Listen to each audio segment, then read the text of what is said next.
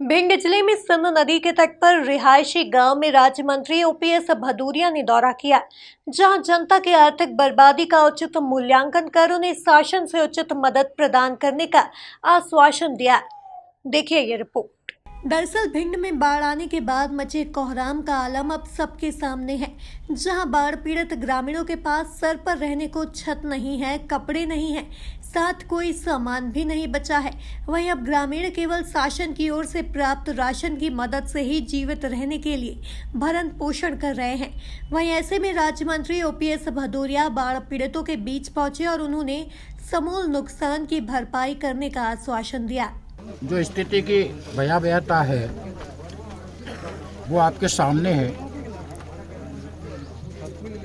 मैंने अपने जीवन में इतना विभत्स दृश्य नहीं देखा है। लगभग सारे लोग बेघर हो गए हैं, आवासहीन हो गए हैं। 3 तारीख की रात को जब ये घटना हुई उस समय आशंका नहीं थी कि इतना महाप्रलय आएगा, इतना नुकसान होगा।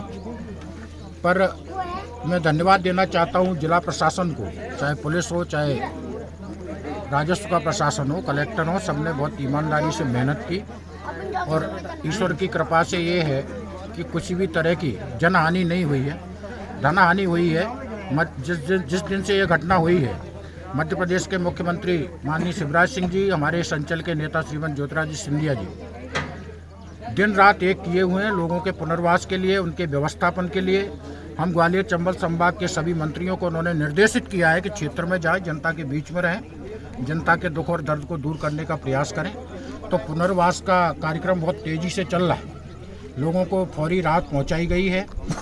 विस्तृत सर्वे चल रहा है। माननीय मुख्यमंत्री जी परसों यहाँ पधार रहे और उनके कर कमलों से जिन लोगों को राहत मिलना है वो प्रदान की जाएगी। और मैं आश्वस्त करना चाहता हूँ आपके माध्यम से कि लोगों का जो नुकसान हुआ है उसकी पाई का भरपाई मध्य प्रदेश की सरकार करेगी।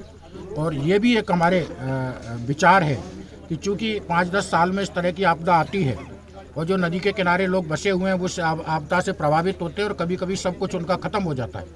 तो उनके प्रवास के लिए नगर के आसपास जो ऊंचाई पे जो शासकीय ज़मीनें हैं, तो विधिवत वहाँ पे नगरीय जो विभाग है उससे उनका विधिवत स्वीकृत करा के वहाँ उनको पुनर्वासित किया जाएगा, जिससे भविष्य में इस तरह की घटना हो तो हमारा जनजीवन उससे प्रभावित ना हो। वहीं आने वाले दिनों में सीएम शिवराज इंदुरखी गांव में बाढ़ पीड़ितों के लिए राहत पैकेज की घोषणा करेंगे, जिसके लिए भी प्रशासन और मंत्री ने आगमन से पहले गांव का जायजा लेकर व्यवस्था देखी। भिंड से एमपी न्यूज के लिए मनीष ऋषिश्वर की रिपोर्ट।